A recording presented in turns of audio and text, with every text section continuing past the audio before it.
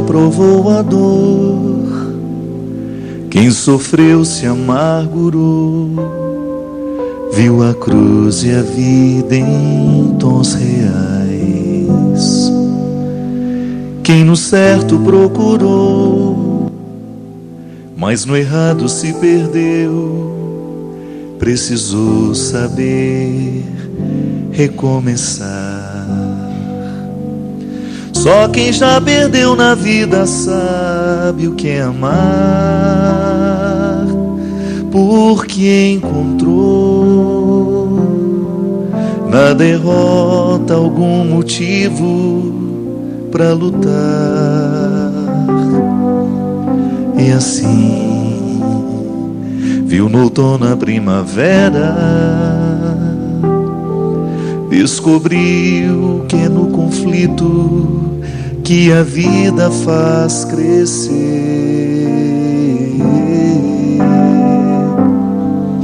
que o verso tem reverso, que o direito tem o avesso, que o de graça tem seu preço, que a vida tem contrários e a saudade é um lugar que só chega quem amou, e o ódio é uma forma tão estranha de amar,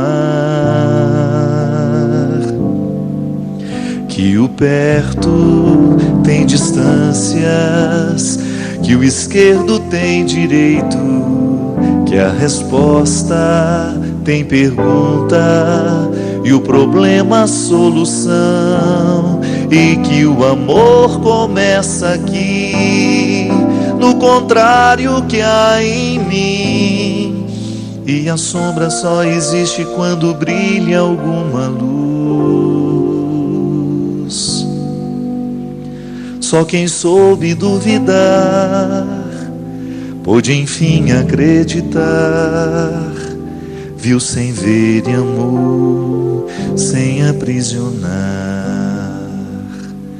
Quem no pouco se encontrou, aprendeu a multiplicar, descobriu o dom de eternizar. Só quem perdoou na vida sabe o que é amar, porque aprendeu que o amor só é amor se já provou alguma dor. E assim viu grandeza na miséria, descobriu que é no limite que o amor pode nascer,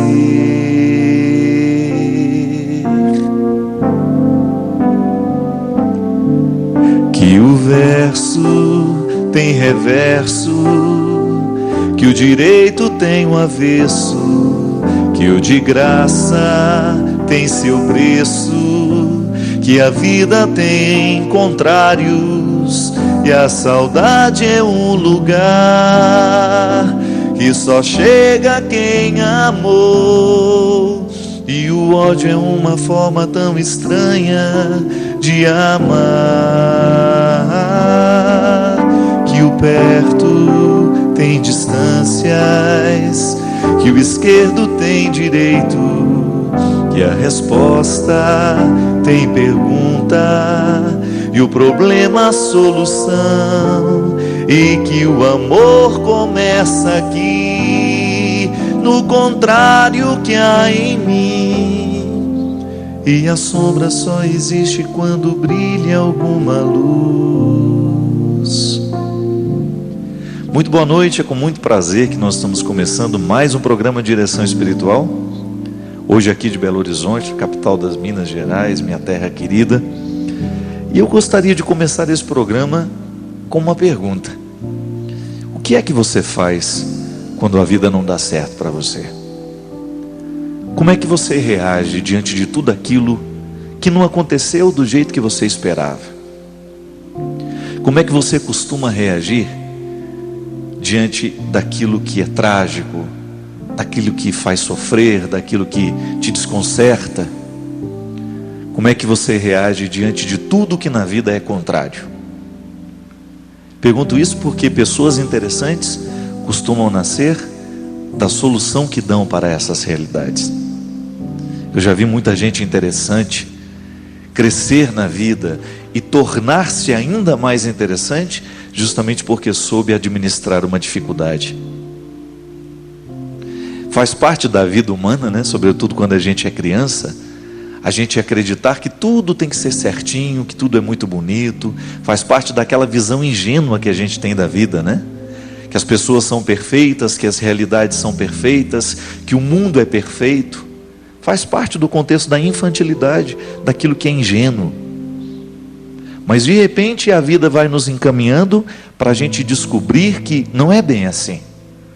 Não é como a gente sonhou, não é como a gente imaginou, não é como a gente idealizou. É o momento em que o ser humano começa a lidar com seus fracassos.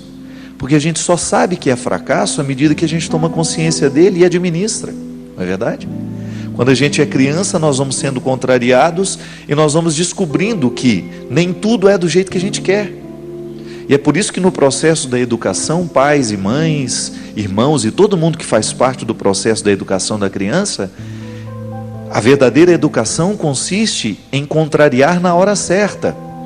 Porque se a gente não contraria o filho na hora certa, depois ele vai ficar infantil o resto da vida, achando que tudo tem que ser como ele quer.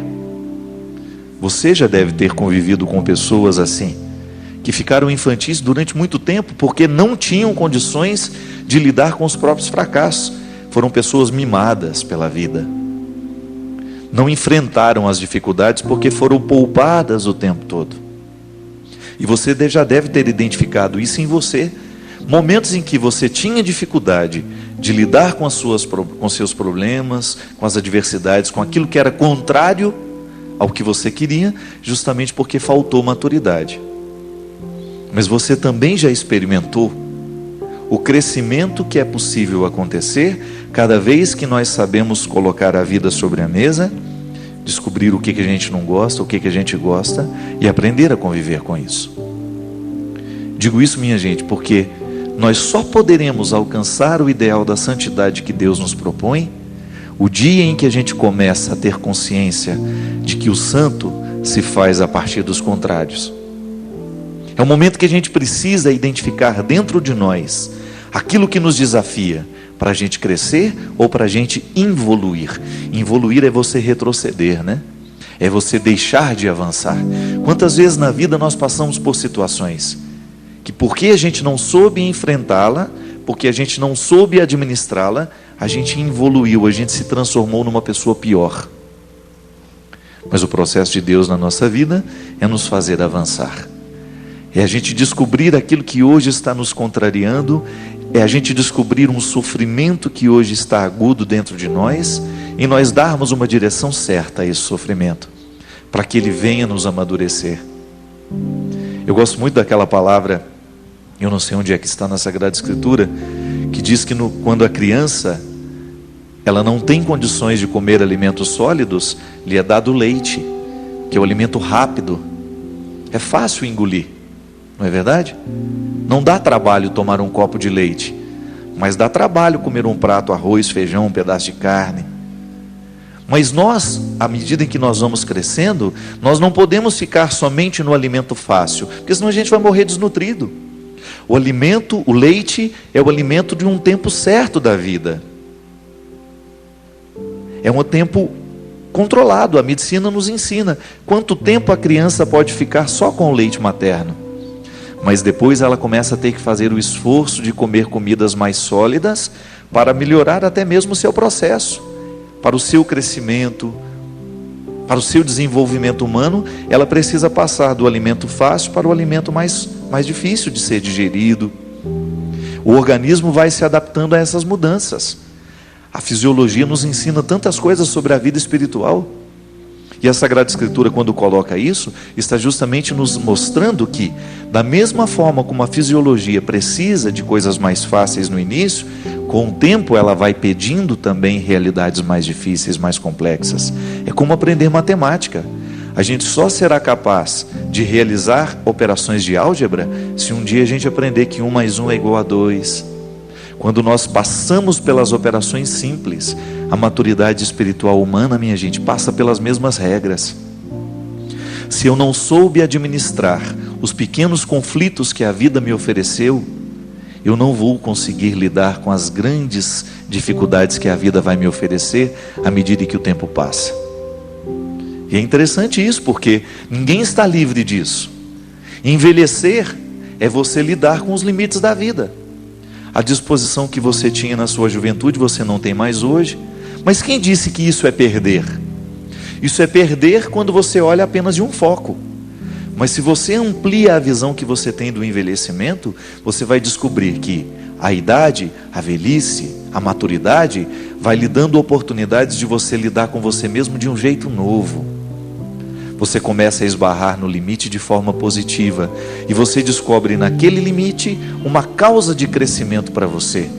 Você descobre naquela realidade que é contrária, aparentemente algo que está colocando ainda mais limites para você, mas aí você descobre que existe um passo a ser dado naquele momento. Crescer em Deus é assim. E o programa Direção Espiritual trata de uma série de questões que são pertinentes a esse crescimento humano. Eu, quando fico melhor como pessoa, porque eu me despertei para uma realidade que antes me acorrentava, antes me deixava pior, a gente começa a galgar espaços mais nobres, mais elevados. E isso é crescimento espiritual. Ontem, por exemplo, no lançamento do nosso livro aqui em Belo Horizonte, Cartas Entre Amigos, eu e o Gabriel Chalita, uma mulher colocou o livro Cartas Entre Amigos para eu autografar, me olhou e disse assim: Padre Fábio, eu li o livro Quem Me Roubou de Mim, e sabe qual foi o resultado daquele livro na minha vida? Aí eu disse: não. Fiquei pensando, né, alguma coisa espiritual, alguma vitória que ela alcançou do ponto de vista, libertou-se de um relacionamento, qualquer coisa assim. Ela disse: eu terminei o livro e comecei um processo de emagrecimento, perdi 36 quilos. Não é interessante isso? Uma leitura espiritual influenciar na sua disciplina física. Ela descobriu que ela precisava se amar um pouco mais, que ela precisava se cuidar um pouco mais. Gente, já valeu ter escrito o livro. Se alguém ficou mais leve no corpo e consequentemente também na alma, já valeu ter escrito. Quantas vezes o peso do corpo se transforma também em um peso na alma?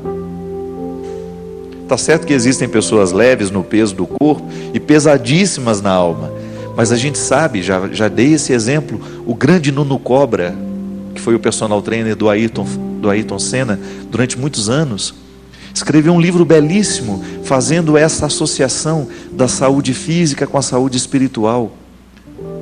O corpo é o território do sagrado, nos ensina o judaísmo de maneira bonita. Se a gente mergulha na teologia judaica, você vai descobrir o corpo como um território do sagrado. Tão lindo, minha gente, você descobrir que o respeito ao corpo é também o respeito ao espírito, e que o respeito ao espírito é também o respeito ao corpo, porque nós não somos duas realidades, nós somos uma unicidade. A antropologia nos ensina isso. Nós somos corpo e alma. O cuidado de uma realidade reflete na outra. E isso é interessante, você ir descobrindo na sua vida as exigências que a própria vida vai lhe dando, as situações contrárias que a vida vai colocando para você. E aí, como é que você reage? Ou você escolhe crescer, ou você escolhe evoluir. E às vezes a coisa é tão trágica que a gente pensa: não, aquela pessoa agora vai só piorar.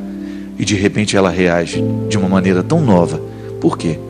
Deus é o motivo é a lente por onde nós olhamos a realidade. Tudo depende também da lente que nós olhamos, né? Para qual lugar nós estamos colocando? Qual é o filtro por onde passa o nosso olhar? E religião é para isso, minha gente. É nos ajudar a compreender o processo humano, o processo espiritual, e a gente se transformar em pessoas melhores por causa da religião que a gente vive. Ligue para nós. Entre em contato 0 operadora 12, apesar de estarmos em Belo Horizonte, 12 3186-2600.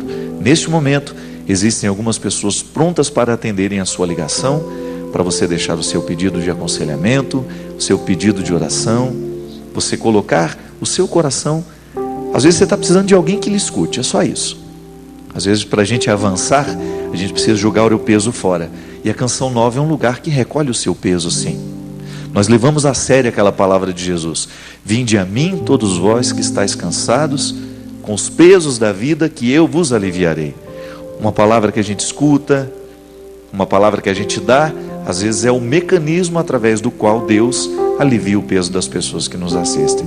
E hoje você será sempre bem-vindo a ligar para nós, a entrar em contato com a nossa equipe, com as pessoas que trabalham aqui no call center, que estão sempre prontas para atenderem a sua ligação. Meu querido Maurício Lafourcade, muito obrigado.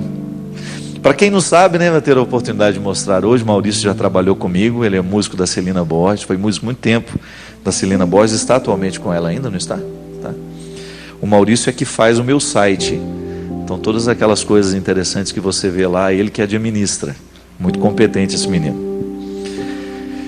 Lembrando que você pode mandar o seu SMS, iniciando com as letras CNTV, para o número 49400. Mande para nós o seu SMS. Você pode fazer também o seu pedido de aconselhamento, pedido de oração, mandar o seu recadinho para nós, e nós vamos sempre atender aqui as pessoas que também nos mandam SMS.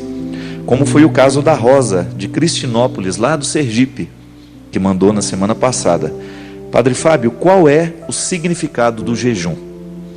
Acho boa a pergunta, porque às vezes nós compreendemos o jejum de maneira muito equivocada. Tudo aquilo que nós fazemos e que faz parte da vida espiritual, que a igreja nos propõe, a igreja, por exemplo, nos recomenda o jejum, a abstinência, né? O jejum a gente lembra muito do tempo da quaresma.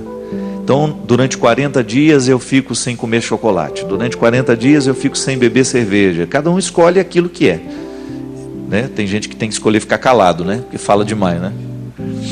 O jejum é um instrumental que nós temos para nos ajudar a alcançar resultados naquilo que nós falávamos no início do programa, no nosso crescimento espiritual. Nós não podemos compreender o jejum apenas como uma restrição. Não é uma proibição. Então eu não estou proibido de comer carne na quaresma. A igreja nos recomenda que a gente viva a restrição para a gente poder educar a nossa vontade.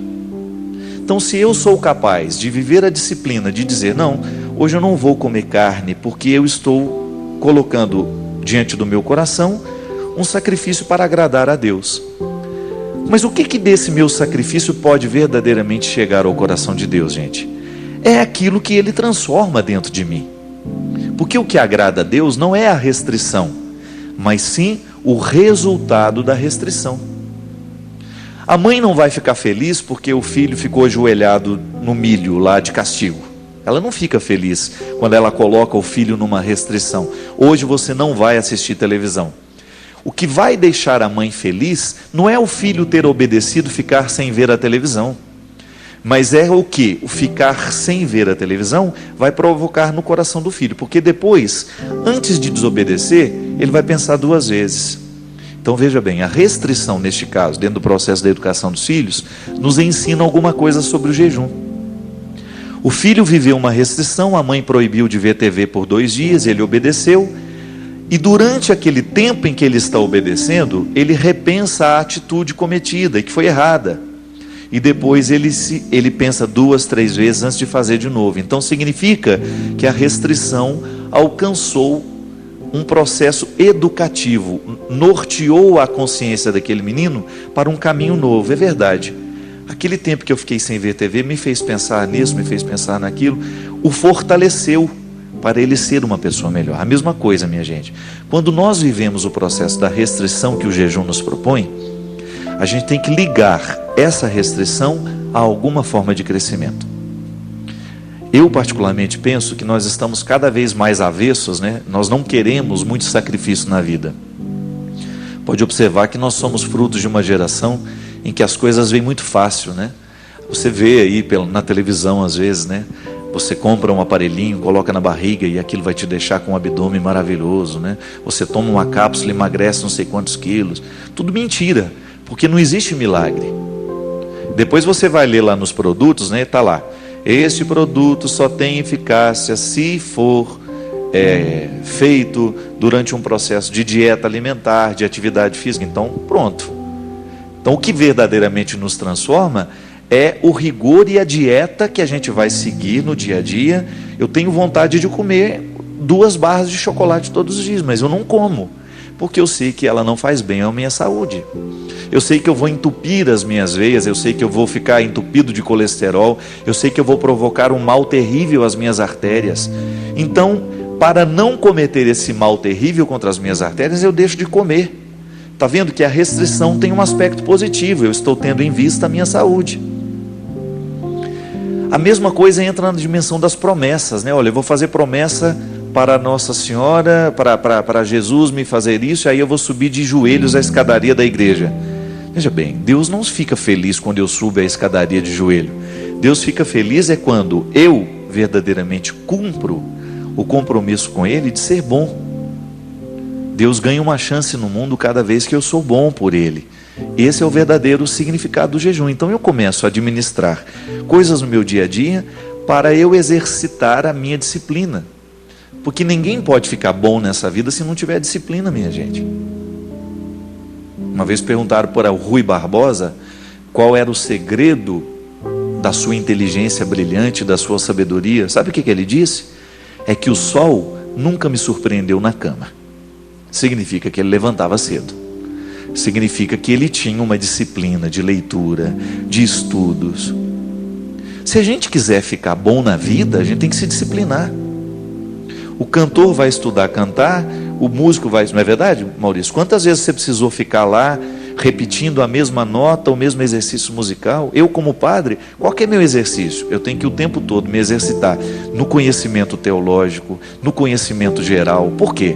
O povo merece um padre que pelo menos saiba teologia.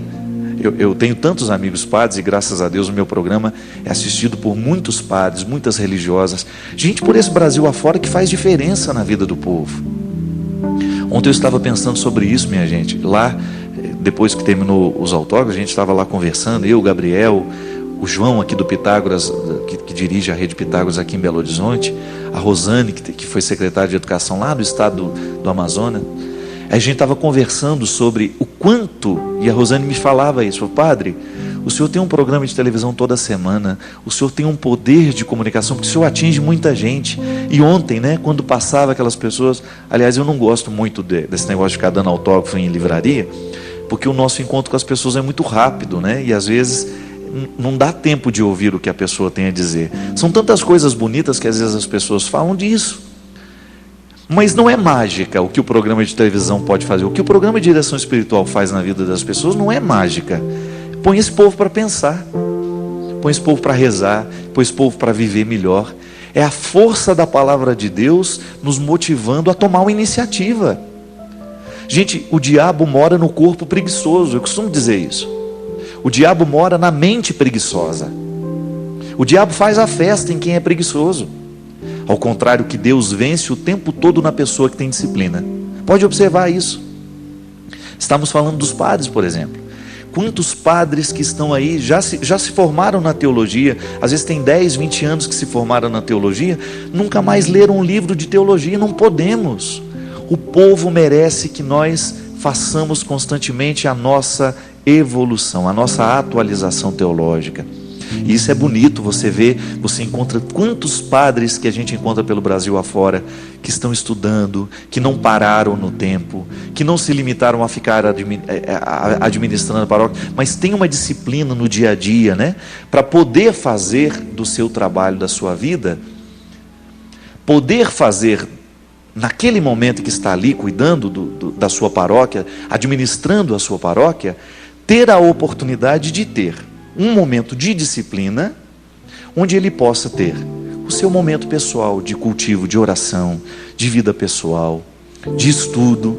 Infelizmente, às vezes, a correria é tão grande na vida, né? Outro dia, eu me lembro que a reportagem de uma revista de circulação nacional, o ano passado, mostrou que padres e freiras são as pessoas que têm a pior qualidade de vida no Brasil. Vocês já viram isso?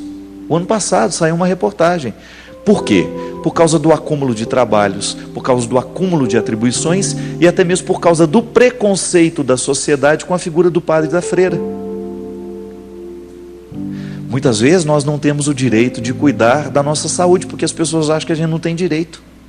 Muitas vezes a visão que a pessoa tem do padre é que ele tem que ficar 24 horas trabalhando. Não, ele tem que ter o direito de ter o momento dele de lazer, ele tem que ter o momento dele de estudo. Isso tem que ser respeitado, porque senão ele vai perdendo a qualidade. Isso é uma luta que nós precisamos ter dentro dos nossos seminários, por exemplo, que a gente possa viver uma disciplina saudável, porque não adianta ter lá no horário de estudo, se a gente não estuda.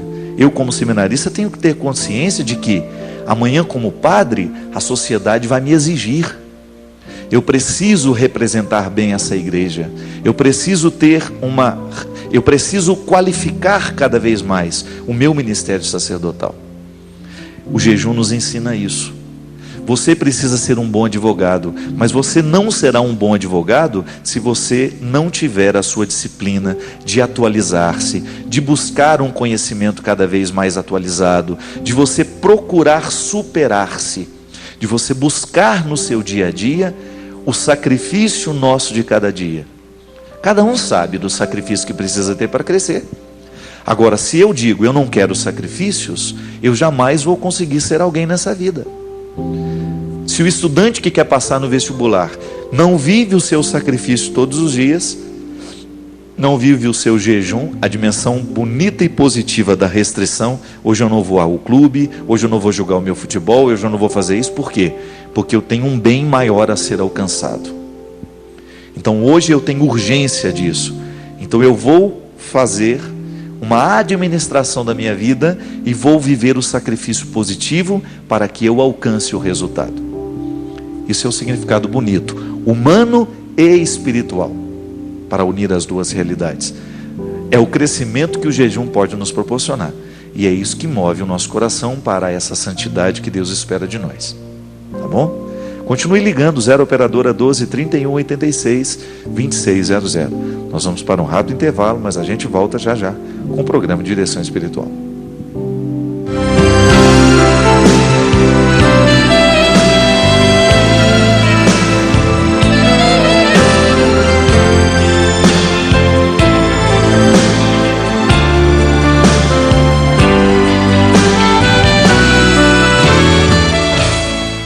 De 7 a 11 de julho, a família carismática estará reunida na Canção Nova.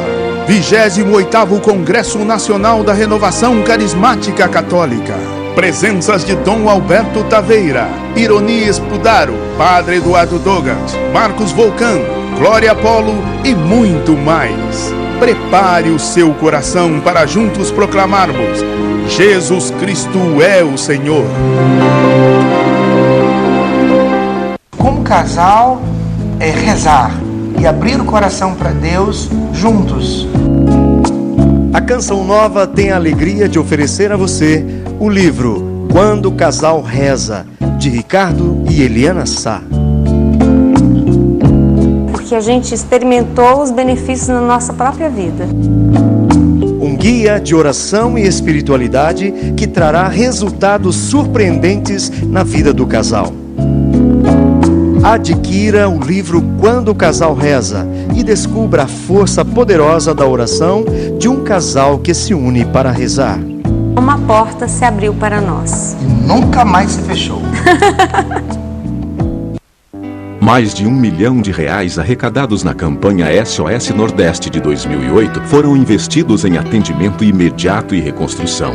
E mais uma vez, famílias atingidas pelas enchentes do Norte e Nordeste precisam de sua solidariedade. Deposite sua doação no Banco 001, Agência 3475-4, Conta 23091-X. Sua colaboração pode salvar vidas. Uma campanha da CNBB e da Caritas Brasileira.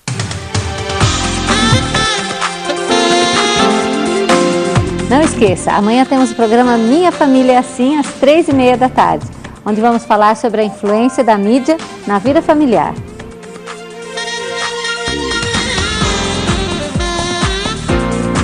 Mande seu e-mail para nós, família@cançãonova.com. Até lá!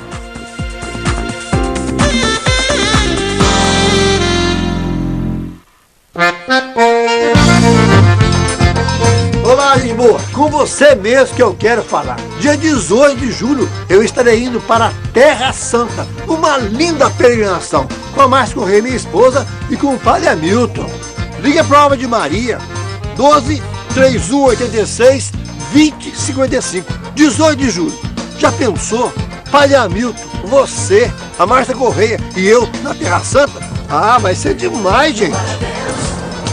Terra Santa, mais que uma viagem, um encontro com Deus. Vamos!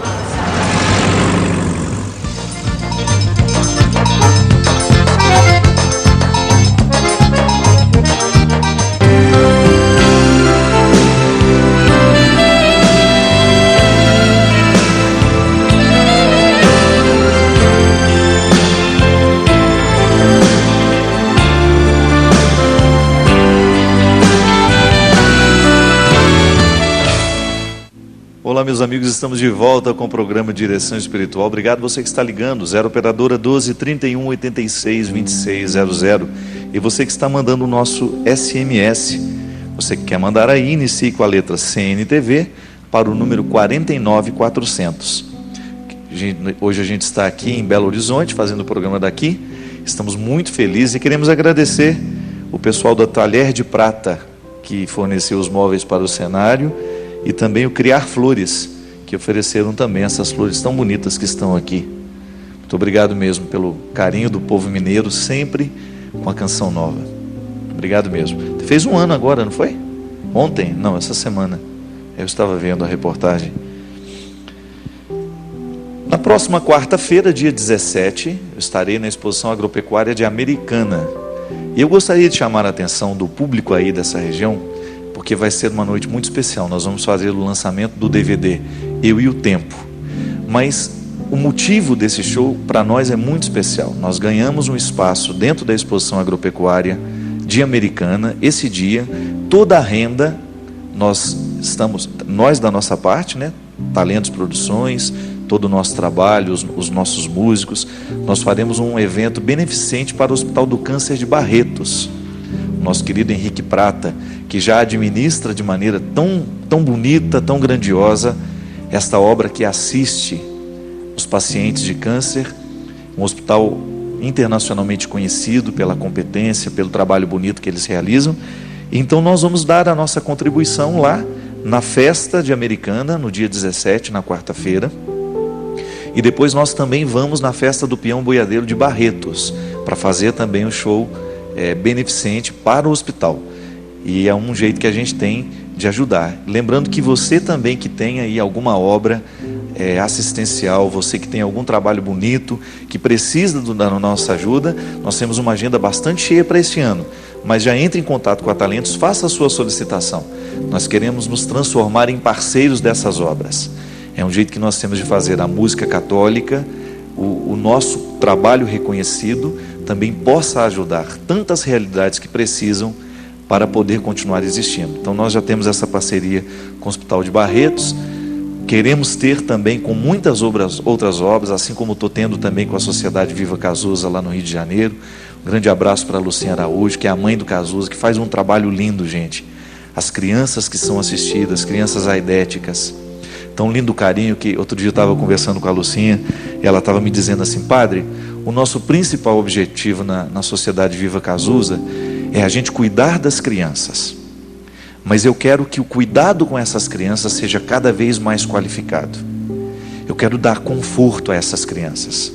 Eu quero que essas crianças tenham na sociedade um lar agradável. Não é só colocar lá dentro, dar comida, não. Eu acho bonito porque a Lucinha é uma mulher que conseguiu transformar a dor de ter perdido o filho. Todo mundo sabe, é uma mulher nacionalmente conhecida, mas uma mulher que resolveu a dor de um jeito muito nobre, né? É um ser humano que faz a diferença no mundo. Fez da sua dor um motivo de ressurreição. E a Sociedade Viva Cazuza no Rio de Janeiro, assim como tantas outras pelo Brasil afora, elas são a prova concreta de que o sofrimento pode nos encaminhar para obras muito bonitas. Nós estamos cada vez mais interessados em conhecer o que acontece nos bastidores do Brasil. Eu acho muito interessante que o Jornal Nacional mostrou há pouco tempo, né? Acho que tem uns 15 dias, as obras assistenciais que as igrejas evangélicas realizam no Brasil. Gente, é tão bonito a gente ver o desdobramento prático do Evangelho. Quando nós entendemos que rezar também consiste em realizar ações, em nós sairmos do nosso mundo, do nosso egoísmo, e nós ajudarmos a quem precisa. E da mesma maneira como as igrejas evangélicas têm as suas obras, a Igreja Católica também tem muitas obras que são lindas, belíssimas e que muitas vezes não viram notícia. Padre Rosalvino lá em São Paulo, que trabalho lindo que esse padre realiza. Quantas pessoas são assistidas, quantos jovens universitários são assistidos pelo trabalho do Padre Rosalvino. A Fundação Terra, lá em Arco Verde, onde nós também vamos realizar um show para ajudar o meu grande amigo, meu grande irmão, Padre Ayrton Freire. Um homem que tem uma sensibilidade muito aguçada para compreender a necessidade do pobre. Frei Hans, da Fazenda da Esperança, recuperando drogados. Para o Frei Hans nós estaremos em Fortaleza, se Deus quiser, é agora em julho, né? Vamos realizar um evento para ajudar a Fazenda da Esperança lá em Fortaleza.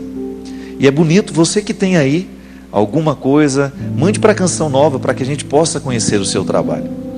Todos os trabalhos assistenciais são formas concretas, todos os trabalhos sociais, cada vez que alguém ajuda materialmente um ser humano, isso é um jeito bonito de fazer a nossa espiritualidade acontecer. Nós queremos agradecer muito a todas as pessoas que realizam esse trabalho. É a igreja que socorre, né? Essa igreja que sofre. Tão bonito isso. Padre Fábio, nunca fui muito de ir à igreja, porém após ter ido a um grupo de oração, comecei a me interessar pelas coisas de Deus e ver as maravilhas que Deus faz. Mas tem uma coisa, há momentos da minha vida em que eu acho que eu não tenho muita fé, tenho vontade de desistir. O que eu faço? Mantenha-se na disciplina, minha filha, é o que a gente estava dizendo aqui antes. Toda vez que a gente inicia um processo em Deus, nós vamos enfrentar muitas dificuldades. É engraçado, né? Tem gente que fala, por que as coisas de Deus são tão difíceis? Porque elas são exigentes, não poderia ser diferente. Tudo o que nos faz crescer é de Deus, e tudo o que nos faz crescer dá trabalho. Diferente das coisas que não nos fazem crescer, né? Que são fáceis. Não tem aquela velha história que o caminho da porta estreita é o mais difícil, mas é também o mais certo. Entrar pela porta estreita dá trabalho, mas se é lá que eu preciso entrar, eu não posso ficar parado diante da porta, sofrendo e dizendo, eu tenho que entrar nessa porta, mas não tenho coragem. Não, o processo de Deus em nós é sempre de desafio, coragem. Vamos persistir. Nós somos fracos, nós somos frágeis, mas a gente não tem o direito de desistir. Por quê? Porque Deus não desiste de nós. Eu não posso desistir de Deus porque isso me firma. Eu tenho muitos defeitos, inúmeros, mas inúmeros defeitos. Mas cada vez que eu me recordo que Deus não desiste de mim, então eu reafirmo com Ele o meu pacto. E vou vivendo o meu dia a dia, o processo de tomar consciência das minhas fraquezas, dos meus limites. É assim que a gente pode, minha gente. Servir a Deus é a gente estar em processo constante de consciência. Lançar luzes sobre o que a gente é. Para que a gente não se perca, para que a gente não desista, porque quanto mais iluminada a gente estiver, maior será a nossa consciência de que a gente precisa se iluminar ainda mais. Isso é o bonito, minha filha. Viver esse processo de fé, essa experiência de Deus que você está vivendo, é assim mesmo. Às vezes você vai achar que você não tem fé, que você está querendo desistir, mas é justamente nessa hora que Deus mostra a sua força em nós. Jaqueline Pablo, lá de Candói, Paraná, está escrevendo e dizendo: Padre Fábio, fiz 1 ano de teologia junto com meu esposo e temos a seguinte dúvida: se Deus é amor, por que criou Lúcifer? Deus não poderia ter perdoado? Bem, aqui existe um equívoco da sua parte, né? Dentro da teologia, em Gênesis, né, quando nós compreendemos este início do mal no mundo, isso é muito complexo, viu? A gente vai explicar aqui de maneira muito simples, mas isso não é tão simples assim. Compreender a presença do mal no mundo é uma reflexão que requer tempo. Mas lá na Sagrada Escritura está lá, de maneira bonita, muito poética, que Lúcifer é um anjo criado por Deus que se rebelou. Ele quis ser como Deus. É interessante porque quando a teologia nos diz que Lúcifer quis ser como Deus, ela está nos fazendo entender que ele negou a condição de criatura. Ser criatura é sofrer de limites. Eu tenho limites. Eu não sou igual ao meu Criador. Eu sofro de limites. Isso não é problema. Ter limites não é problema. Mas quando eu não admito o meu limite, e eu quero ser como aquele que é perfeito, eu me transformo numa pessoa incapacitada de lidar com o meu limite, e naturalmente eu me transformo numa pessoa ruim. Porque quem não acata o limite pessoal, corre o risco de se transformar no seu limite. Isso é muito sério. E quando a gente se transforma no limite que a gente tem, a gente fica diabólico. E é interessante porque Lúcifer rejeitou justamente a condição de criatura. Ele quis ser como Deus, mas ele não era Deus. Então ele vai agir como se fosse Deus, só que motivado pelos seus limites. Então tudo que ele fará será tendencioso a prejudicar, porque se eu não aceito o meu limite, e eu ajo como se eu não tivesse o meu limite, eu começo a prejudicar as pessoas que estão do meu lado. É interessante porque, compreendendo assim, nós vamos na raiz do que é diabólico. O que é o diabólico? É o que quebra a sequência das coisas, é o que quebra o vínculo, é o que prejudica a proximidade, é o que estabelece distâncias. E você já observou o quanto que na vida nós podemos viver essa condição? Aqui não é que Deus não quis perdoar a Lúcifer, foi Lúcifer justamente que não quis receber o perdão. Ele não quis se reconciliar com o seu limite, porque receber o perdão é reconciliar-se com o limite. Então o outro perdoou o mal que eu fiz contra ele, então eu tenho a oportunidade de me reconciliar com aquilo que me incomodou. Eu fiz, errei, pedi perdão, recebi, consertei dentro de mim. Mas a partir do momento que Lúcifer não aceita esta reconciliação, então ele se transforma dentro do contexto da teologia, das igrejas, e não é só da teologia cristã. O diabo está presente em muitas outras culturas que nunca falaram lá de cristianismo, e você identifica sempre uma presença do mal, né? Eu acho que a gente não tem que ficar colocando muita atenção como é que surgiu o diabo, né? A gente tem que ficar neutralizando o poder que ele tem aqui. Eu não tenho como entender como é que o diabo surgiu. A teologia me sugere uma explicação. Você escutou qual é a explicação que eu dei hoje. Pode ser que você concorde com ela, pode ser que não. Mas uma coisa é certa: você sente a presença do mal no mundo. E como é que o diabo age no mundo? Através das pessoas. Não é verdade? Você já encontrou o diabo chifrudo mesmo naquela ilustração que a gente tem? Não. A gente nunca viu esse diabo desse jeito. Agora a gente vê uma pessoa fazendo fofoca, uma pessoa criando confusão, uma pessoa fazendo uma intriga, uma pessoa fazendo mal a outra, uma pessoa fazendo uma maldade. Pronto, ali o diabo está presente.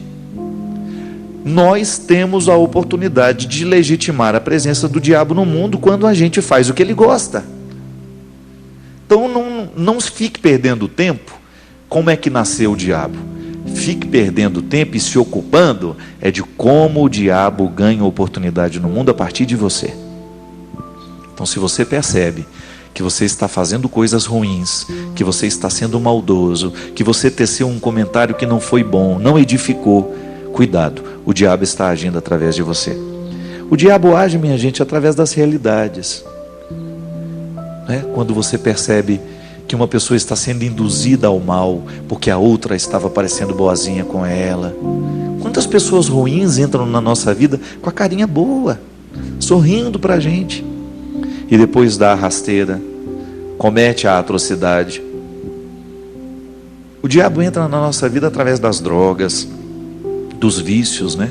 Quantas pessoas destruíram a sua vida, estão destruindo. Às vezes você que está me assistindo agora, toma consciência disso agora. Meu Deus, eu estou destruindo a minha vida com esse vício. Eu estou perdendo a minha inteireza. Eu estou fazendo sofrer quem eu amo. A infidelidade é um instrumento do diabo no mundo. Por quê? Porque quebra. Qual é a proposta da fidelidade? Estar preso no vínculo. Eu sou fiel ao meu marido, ele é fiel a mim. Sendo fiel ao meu marido e ele a mim, a gente é fiel também aos nossos filhos. Quando o marido é infiel à esposa, ele quebra o vínculo, mesmo que ele não conte. Ele não vai se sentir tão bem diante do filho, não vai se sentir mais tão bem diante da esposa. Aí o amor começa a esfriar, porque a mentira entrou ali dentro, porque a infidelidade entrou ali dentro. É engraçado, o diabo mina as coisas boas assim. Ah, não tem problema, faça isso, não é nenhum problema você gostar. Não. Cuidado, porque nós vamos perder a inteireza justamente no momento que a gente esquece que tem limite. Eu sempre digo, olha, eu sei onde aperta o meu sapato. Você sabe onde aperta o seu sapato. Para a gente ser fiel ao que assumiu, para a gente ser fiel ao propósito que a gente fez na vida, minha gente, o sapato vai apertar. Não vai ter como andar sem dor, não vai ter como andar sem sacrifício. Eu não tenho como ser padre sem viver o sacrifício no meu dia a dia. Você não tem como viver a sua fidelidade no matrimônio sem viver o seu sacrifício no dia a dia. Então, se de repente você sabe que aquela pessoa provoca em você um sentimento que não é muito positivo, se ela começa a se insinuar para você de um jeito diferente, corta pela raiz, é muito melhor do que você deixar crescer essa fogueira que depois você não vai saber apagar. É aí que entra a dimensão bonita que eu falei no início. O diabo, o Lúcifer, o anjo que se rebelou, não aceitou ser limitado. Quantas vezes você cai justamente porque você não aceita que você é limitado? É igual ao alcoólatra. Você já viu algum alcoólatra se recuperar sem antes aceitar o limite? Eu sou alcoólatra. É por isso que o álcool, ele combina com mentira o tempo todo. Quantas vezes dentro do meu contexto, das pessoas que convivem comigo, elas estavam bebendo e estavam mentindo, dizendo que não bebia. Está mentindo para mim? Tá certo, ela pode até me enganar. Mas o pior que enganar o outro é enganar a si mesmo. Não adianta nada o outro achar que você é bom, que você está dando conta, que você está fazendo aquilo, se você não está dando conta, se você não está reconciliado. Aí estabelece o poder do mal. Quando eu não aceito o meu limite, o diabo tem chance dentro de mim. Quando eu não reconheço que errei, o diabo tem chance dentro de mim. Quando você não reconhece o seu erro, o seu limite. Olha, gente, a melhor coisa que tem é a gente ter a humildade de pedir perdão. Desculpa, eu errei. Outro dia uma pessoa virou e falou para mim assim, né? Padre, você precisa tomar muito cuidado, porque você fala muito da sua vida pessoal nas suas entrevistas. Um padre não pode falar que namorou muito, que teve... Pelo amor de Deus, né? Eu não vim aqui para contar mentira para você. Qual é o meu interesse em ficar criando um personagem para você? Nenhum. Porque no dia que você descobre que eu não sou o personagem que você achou que eu era, acabou tudo que a gente fez aqui. Eu tenho que me reconciliar com a minha vida. Eu tenho que me reconciliar com o meu passado, com a minha história. Se eu não tiver os meus limites na mão, minha gente, eu não tenho condições de continuar a minha vida hoje. Se um dia eu caio numa situação e eu não tenho coragem de contar para as pessoas que eu amo, para as pessoas com quem eu estou comprometido, que eu errei, eu perco a minha autoridade, porque o diabo ganha chance dentro de mim.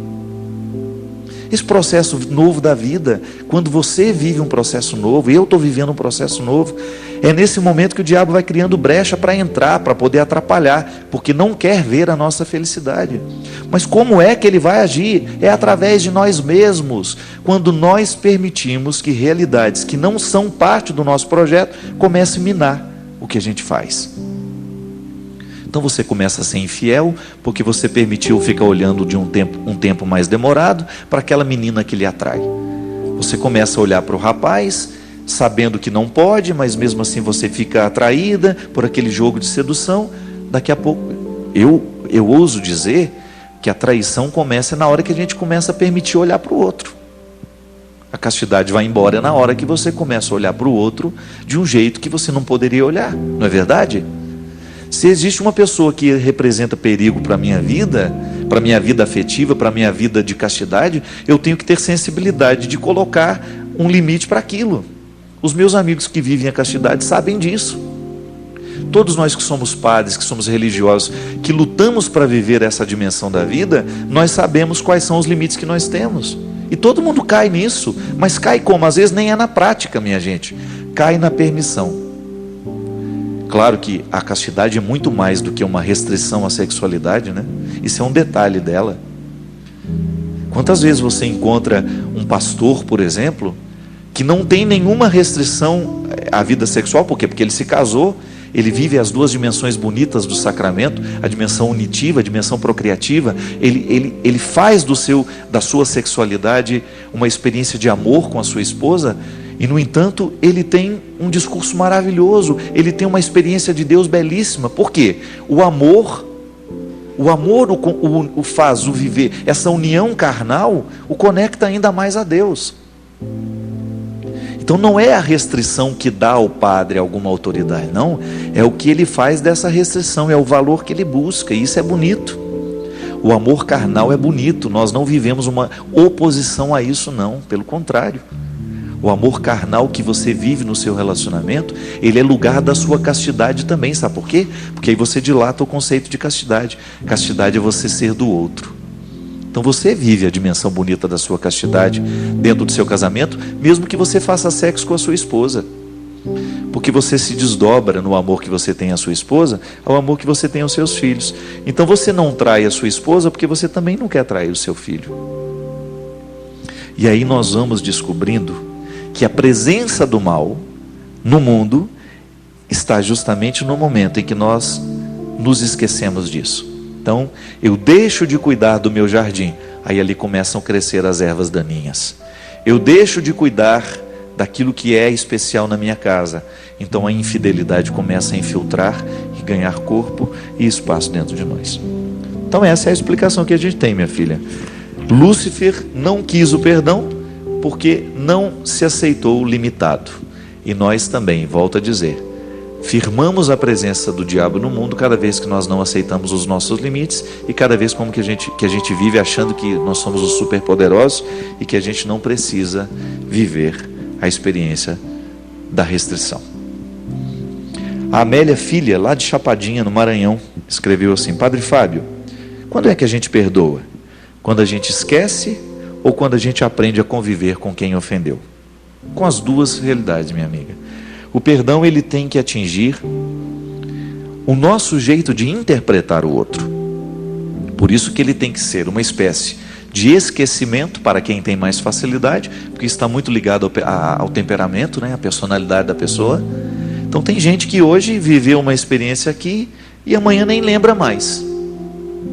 E às vezes, quem é assim, tem um padre que eu amo muito, não vou dizer o nome dele não, convivi com ele muito tempo. E no início eu ficava tão assustado que eu achava ele grosso. Ele falava de um jeito muito rude com a gente.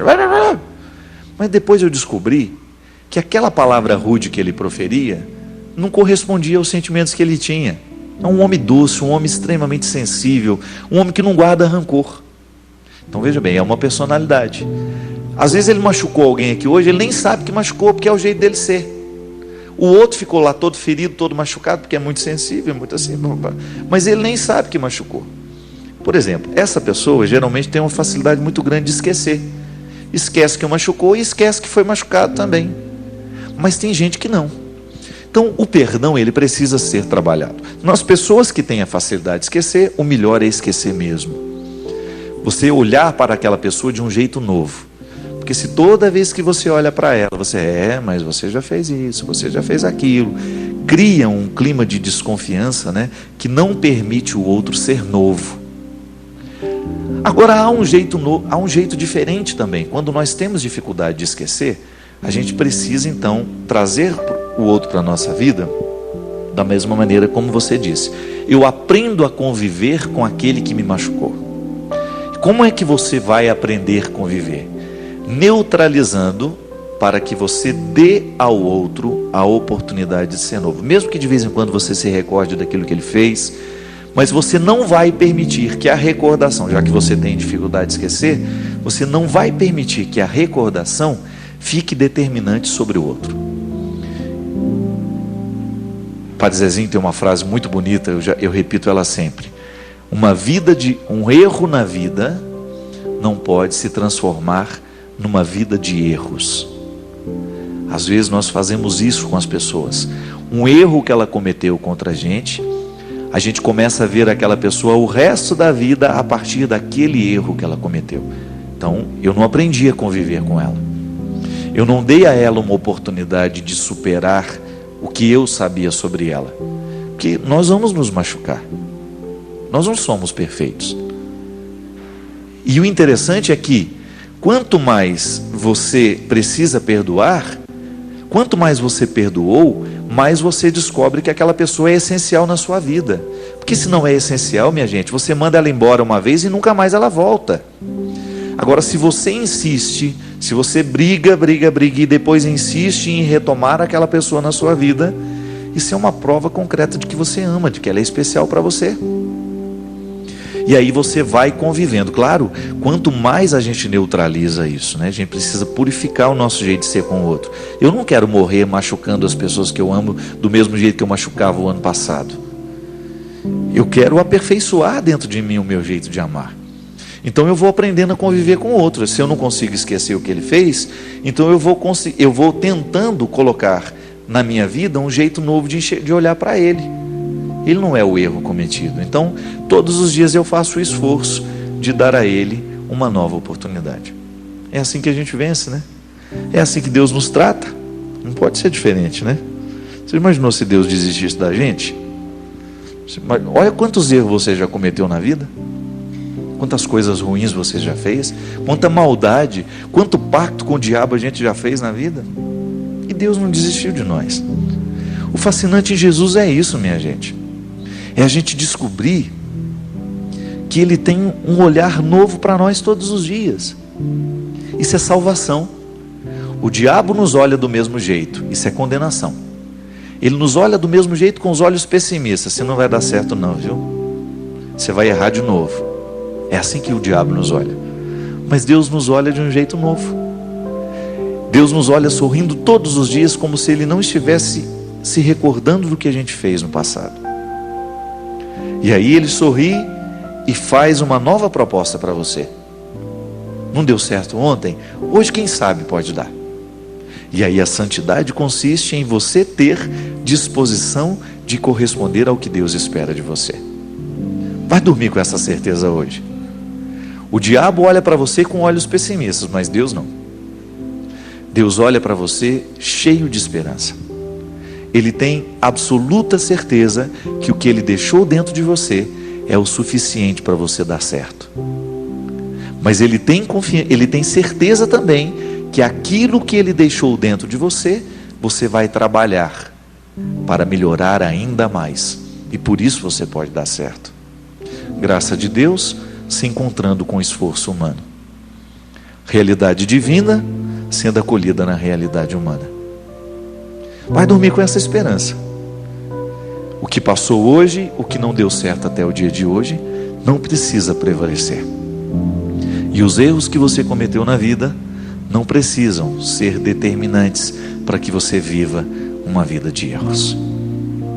Vamos nessa esperança, caminhando, lutando, para que a gente possa alcançar sempre este lugar que Deus preparou para mim e para você.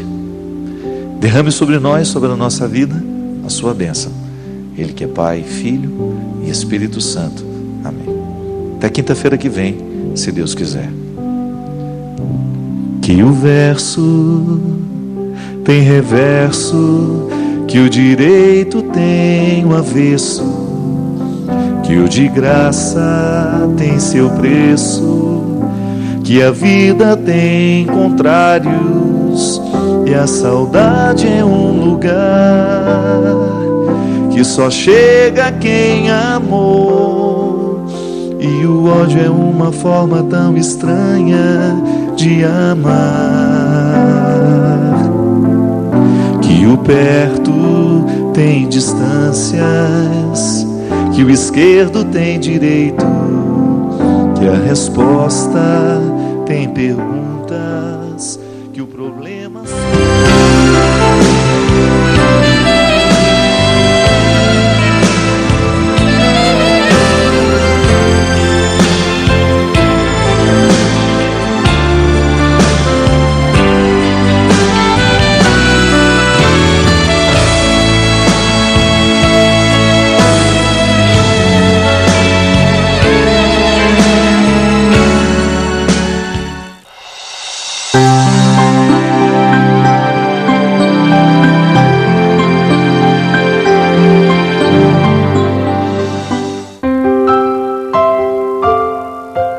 Louvai ao Senhor todas as nações, exaltai-o todos os povos, porque a sua benignidade é grande para conosco, e a verdade do Senhor dura para sempre. Louvai ao Senhor. Salmo 117, versículos 1 e 2. O nosso coração se alegra, porque cada vez mais pessoas se unem à família Canção Nova na missão de evangelizar. Continuamos com a nossa meta, 50 mil novos sócios pelo débito automático, para que a TV Canção Nova possa mudar para o sistema digital. Se você ainda não é sócio pelo débito automático, ligue 12 31 86 2600. É você e a Canção Nova rumo à TV digital. Clube da Evangelização. Juntos promovendo o bem. A seguir, em pauta.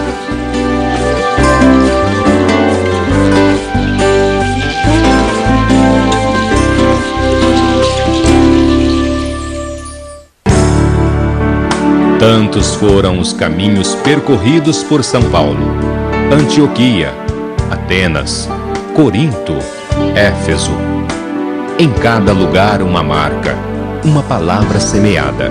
As multidões eram tocadas pelo poder do Espírito Santo através de suas pregações. Ele não teve medo de evangelizar. E nós, como vamos viver o ano paulino?